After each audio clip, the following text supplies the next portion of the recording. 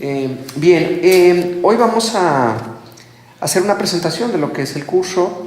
Es un curso de cábala mística, pero también es una introducción a lo que son los misterios occidentales. Entonces vamos a tratar de definir los términos básicos con los cuales nos vamos a comunicar. Mucho del trabajo dentro de las escuelas esotéricas o de misterios tiene que ver con desarrollar un lenguaje común con el cual podamos relacionarnos y hablar de lo mismo, porque si no después los términos tienden a confundirse.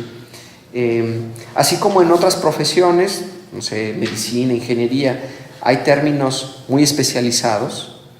Nosotros vamos con el doctor y pues no le entendemos lo que tenemos y resulta que nos dicen que tenemos una rinitis crónica. ¿Y qué es eso? Pues resulta que tienes gripa, pero pusieron así una cosa más rara, ¿no? O que tienes inflamación de las fosas nasales o algo así. Lo mismo sucede en el mundo esotérico. Existen términos y un lenguaje especializado que está muy basado en el simbolismo, que necesitan conocer. Es como el alfabeto primero, después empiezan a hacer palabras y después empiezan a escribir oraciones y al final van a poder hacer poesía y escribir lo que quieran, ¿no? Vamos a poder entender bien. Primero que todo, ¿qué son los misterios? Los misterios hacen referencia a una tradición espiritual que se desarrolló en toda la cuenca del Mediterráneo y en el Medio Oriente principalmente, y que después de miles de años empezó a moverse hacia toda Europa, llegando hasta Bretaña, Germania y los países nórdicos, mezclándose con las culturas que también se habían asentado y se habían desarrollado en esa área. Entonces vamos a encontrar que los misterios occidentales abrevan de la tradición egipcia, griega, caldea, hebrea y por supuesto con todo lo que es el cristianismo, los celtas, los druidas. Entonces es extremadamente grande y rica, pero es la que de alguna manera podríamos decir que es la tradición nativa para los pueblos occidentales. Esto implica que también hay una tradición o tradiciones de desarrollo espiritual para Oriente, ya sean chinas, taoístas, shintoístas, japonesas, budistas, tibetanas, hindúes. Ese es otro mundo que también tiene un cuerpo de enseñanzas que tiene los mismos principios espirituales.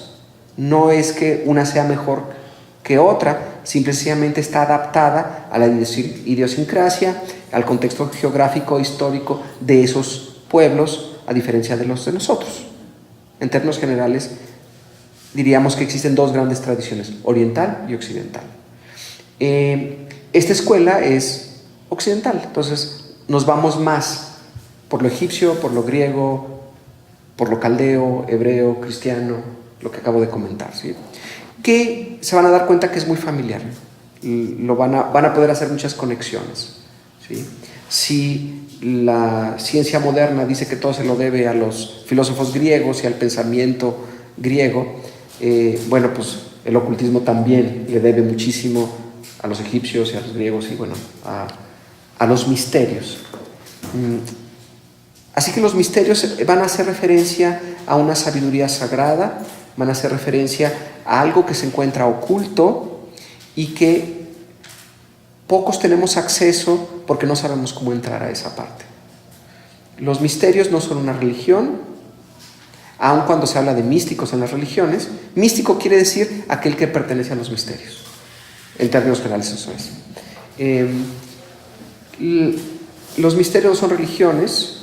Existe una gran diferencia entre religión y espiritualidad. La religión es una estructura más de control masivo, es una estructura de conocimiento de normas éticas, morales, filosóficas o teológicas que hace que la gente pueda avanzar en bloques. Por lo tanto, tiene una función muy valiosa en el desarrollo de la conciencia humana, pero se trabaja con mucha gente, mueven a mucha gente. Los misterios son para los pocos. Y la gran diferencia reside en la forma en la que enfrentamos lo sagrado. La parte religiosa simplemente te pide que creas. En otras palabras, te habla de dogmas de fe, te habla de cosas que no te las voy a explicar, te voy a decir que creas en ellas. Mientras que los misterios te dicen, no creas en ellas, vívelas, experimentalas.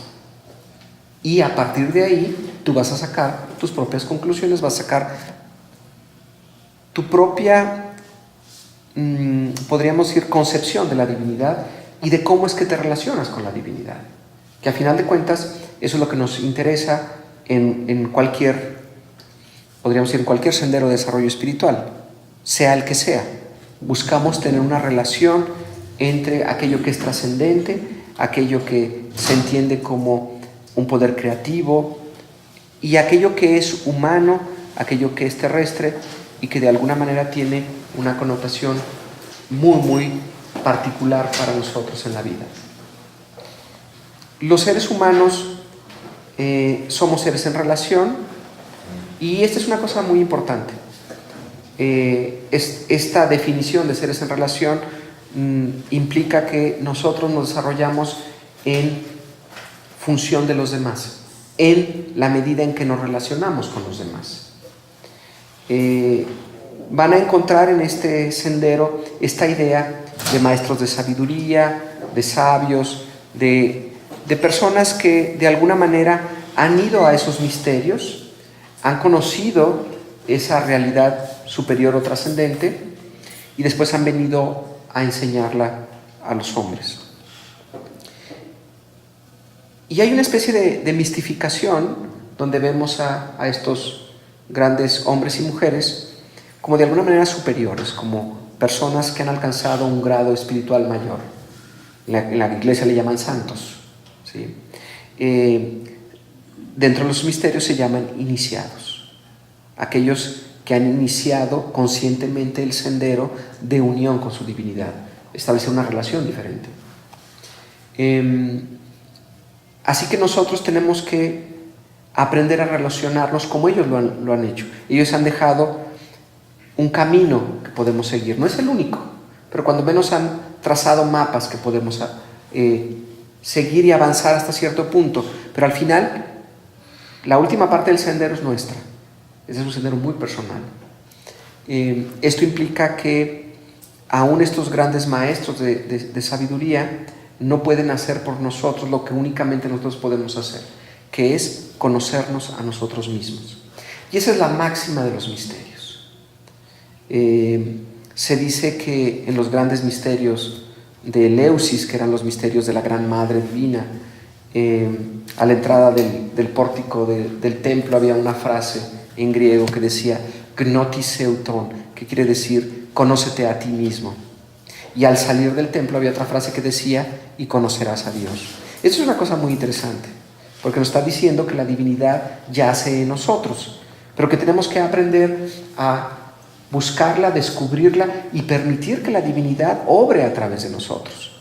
A final de cuentas, nosotros nos encontramos en una posición de ser mediadores de la divinidad, de ser copartícipes en el proceso creativo, entendiendo que, si habláramos desde el punto de vista de los misterios cristianos o bíblicos, de que se nos puso en un jardín del Edén, en un paraíso, lo perdimos y sin embargo seguimos siendo los custodios del jardín, pero se nos olvidó cómo cultivar cosas bellas. Este jardín es este planeta y no hay otra cosa que tengamos que no sea este planeta y tenemos que aprender a hacer algo con él. Así que tenemos que aprender a relacionarnos con nosotros mismos, con nuestros compañeros humanos, con la sociedad en general, con otras especies de este mundo, animales, plantas y demás, y con el planeta como generalidad. Y todo eso nos va a llevar a relacionarnos de una manera más directa con la divinidad. Entonces, la propuesta de las escuelas de misterios es: busca la divinidad en ti mismo, aprende a experimentar directamente a Dios en ti y no tanto a seguir sistemas de creencias establecidos, que a lo mejor funcionan muy bien para la gente que no es inquieta y que sigue las reglas tal y como nos las han planteado durante miles de años. Ustedes están aquí porque tienen una inquietud, ustedes están aquí porque de alguna manera hay un fuego, una chispita de aspiración que los está moviendo. Ustedes quieren avanzar en algo que a lo mejor no queda muy claro todavía. ¿Por qué? A lo mejor no han encontrado en algún otro lugar, o a lo mejor intuyen que hay algo más que hay que buscar, que no es únicamente el que haya grandes maestros, grandes santos o grandes sabios. ¿Y yo qué? Pues yo también puedo vivir lo que ellos vivieron. Así que este es un sendero que implica mucho trabajo. Primero que todo, hacerte responsable de tu vida, y en segundo lugar, hacer todo lo necesario para conectarte con tu divinidad. Y a diferencia de otros sistemas, no se vale aislarte e irte de monje ermitaño en una montaña para comunicarte con Dios, a menos de que bajes a enseñarles a los demás, ¿sí? Pero bajar de esa montaña implica que a lo mejor yo tuve una realización, yo tuve una idea, tuve una inspiración. Eso es subir a la montaña. Me conecté con una parte divina mía, una parte sabia y poderosa. Subí a la montaña, subí a los cielos.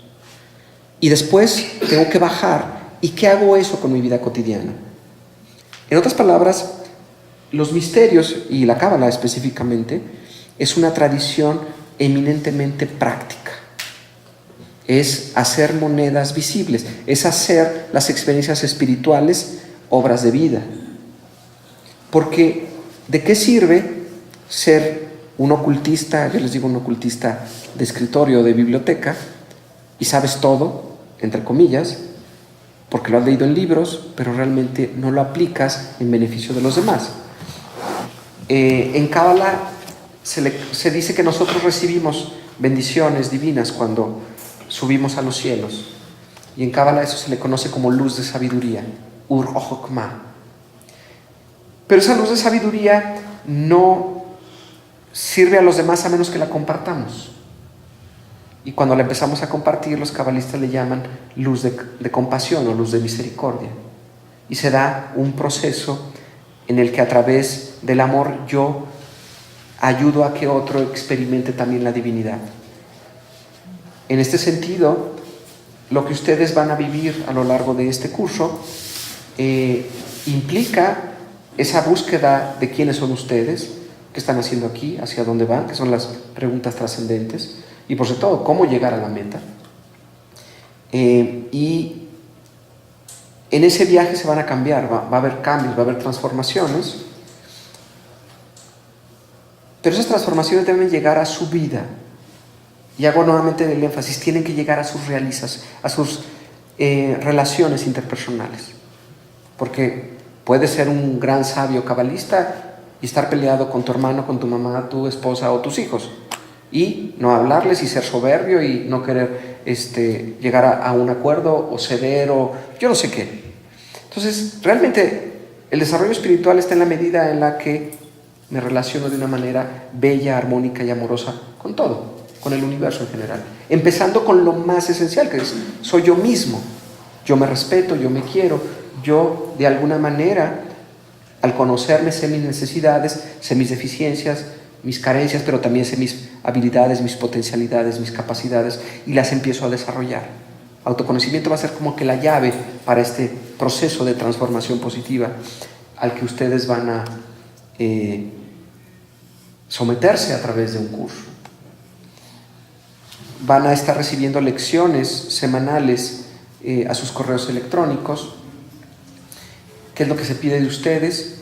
Primero que todo, bueno, pues que puedan leer esas lecciones, que puedan... y una lectura con intención, una lectura de búsqueda de entendimiento. Porque después leemos y ya la aventamos, ya acaba esta lección. No, realmente hay que buscarle qué es lo que realmente me quieren decir y qué descubro yo a través de eso. Así que, aparte de la lectura y el estudio que se les va a dar, también existe una serie de prácticas meditativas o ejercicios de contemplación o de despertamiento de conciencia para que también empiecen a conocerse a sí mismos y a acceder a estos misterios. Uno de los grandes problemas de los misterios es de que son intransmisibles. Y eso es como una especie de paradoja. Entonces, ¿por qué voy a la escuela de misterios si no me pueden transmitir los misterios? ¿Sí? No se pueden transmitir porque no son conceptos intelectuales, son experiencias espirituales. Entonces yo no te lo puedo transmitir Te puedo decir el camino para llegar al lugar, pero solamente a ti te toca recorrer ese sendero. Pero una vez que llegaste a ese lugar, puedes hablar con otro que ya fue a ese lugar y hablar de lo mismo. Es como decir, pues yo hice, no sé, la peregrinación de Santiago de Compostela. Y me pasó esto y fui y ta. Los demás no te van a entender. Pero si otro hizo esa peregrinación y vivió la experiencia, sabe exactamente de qué estás hablando. O si alguien, algo más subjetivo, alguien olió una flor exótica del Amazonas y te la trata de explicar. No, pues es que huele entre rosas y, pues no sé, nardos, pero no, pues necesitas la rosa o necesitas la flor para que el otro la pueda oler. Entonces te van a dar un mapa para llegar a oler esa flor. Entonces, ese gran mapa dentro del sistema cabalista se llama árbol de la vida. Ese va a ser el mapa que vamos a estar recorriendo a lo largo de este curso.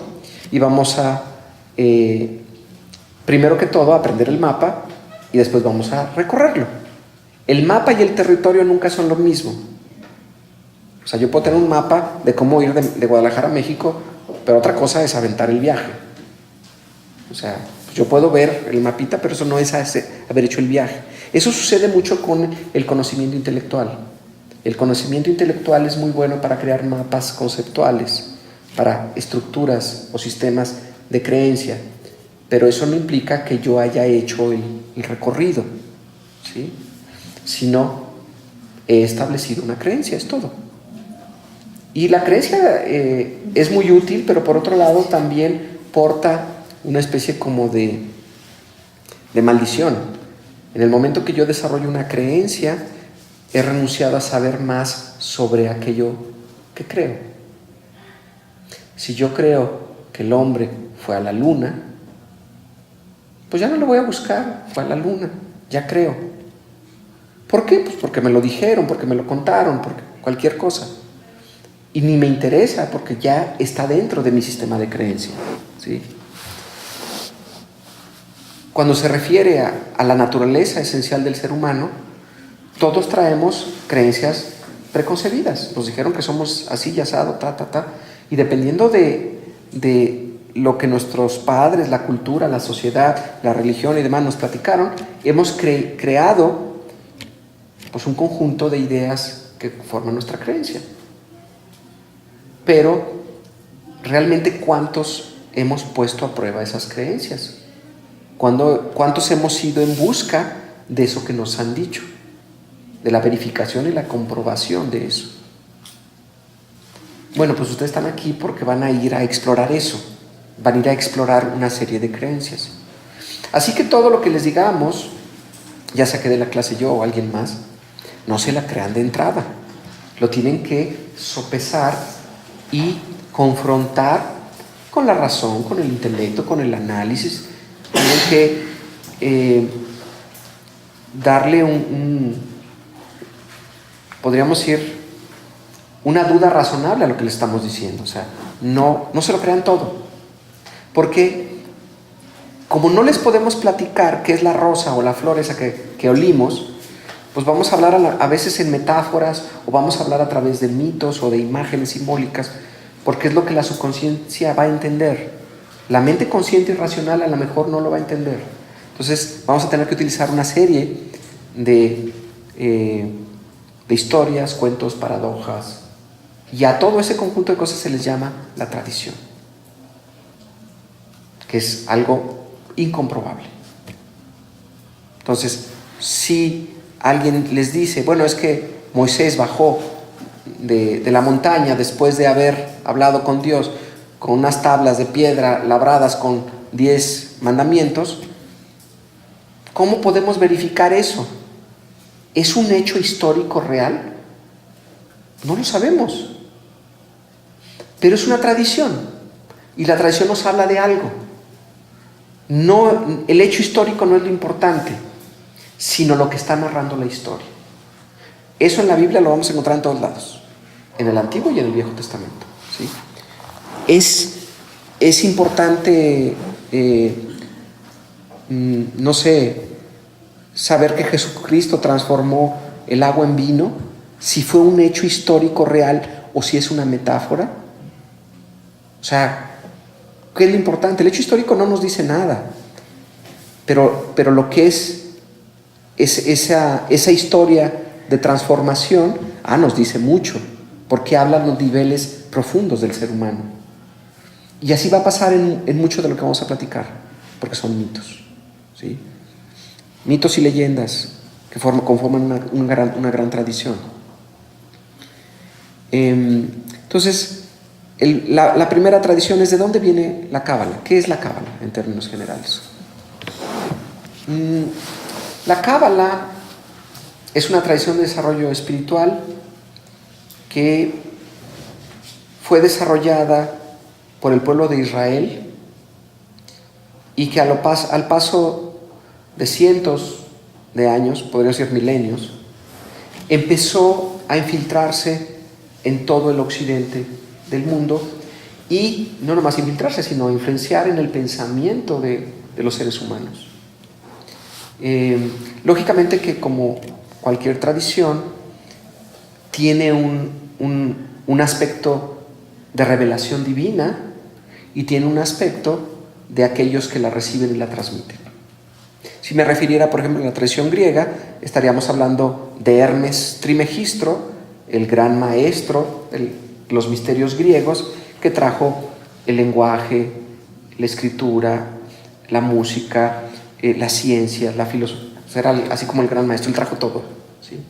En la Cábala sucede algo similar. También hay un personaje que es el que la recibe y la entrega a los seres humanos como un gran obsequio del Creador, a partir de una especie de revelación.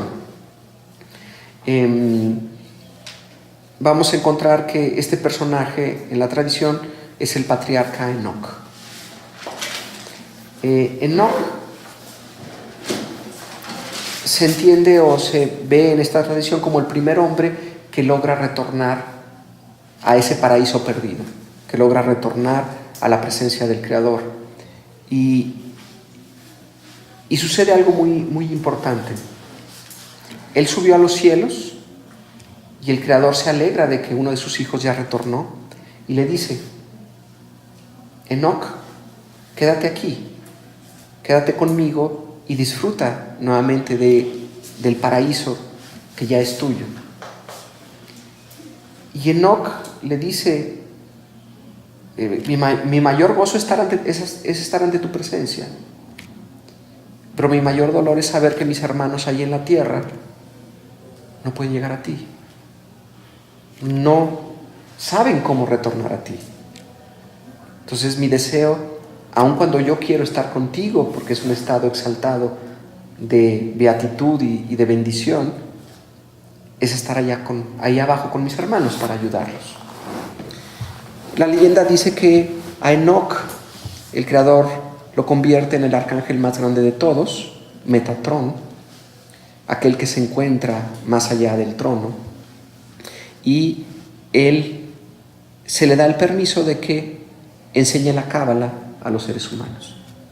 Cábala proviene de una raíz que quiere decir recibir, y Cábala es recepción. Ya lo he comentado algunas veces. Si vas a cualquier hotel en Israel, es típico que ves la palabra Cábala. Dices, uy, es un hotel esotérico. No, es la recepción. O sea, es muy, muy sencillo, ¿sí?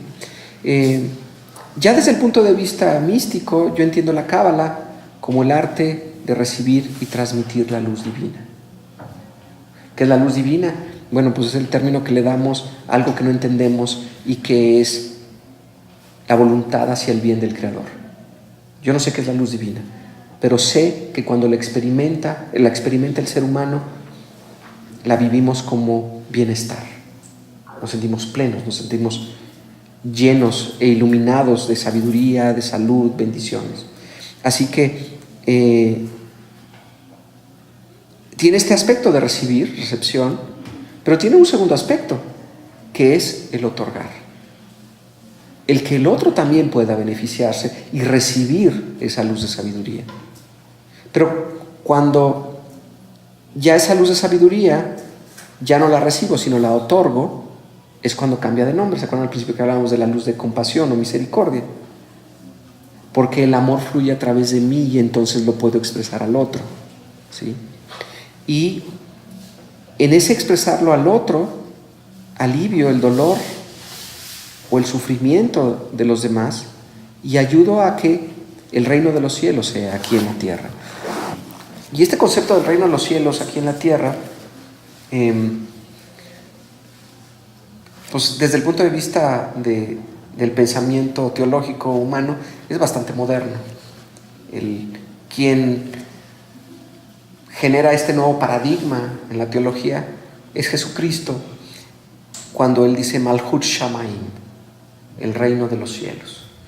Y Malhut, en hebreo, que quiere decir reino, significa el mundo físico, el mundo concreto, el mundo de la acción. Y Shamaim representa el cielo donde el sol está y que ha descendido aquí a la tierra. Y eso es lo que Él propone. Dice, no es que no tienen que elevarse al cielo y perderse. No, el reino está aquí, el cielo está aquí. Nomás tienes que aprender a descubrirlo, tienes que aprender a ver la belleza en la sonrisa de un niño, ver la belleza, como por ahí en alguna ocasión se decía, en los dientes del cadáver de un perro, ¿no? ¿No se acuerdan de ese cuentito? Que va Jesucristo caminando con los apóstoles y a la orilla está el cuerpo de un perro en descomposición. Y todos los apóstoles dicen, wow, qué horrible, apesta y huele muy feo y háganse un lado y cosas del tipo. Y Jesús voltea a ver y dice, wow, es que qué hermosos dientes tenía este animal. O sea, pudo descubrir belleza donde los demás no la veían. Porque ha cambiado su forma de percibir la realidad, su forma de identificarse y relacionarse con el mundo, ¿sí? En la actualidad vivimos un avasallamiento, una información abrumadora sobre las cosas terribles que pasan en este mundo. Y sin embargo, yo creo que no llega ni al 5% de lo que sucede en las acciones humanas. Las acciones humanas son mucho más buenas que las negativas, pero es más emocionante ver, o yo no sé qué tenemos, que estamos medio enfermos y que queremos ver el drama de la vida, ¿no?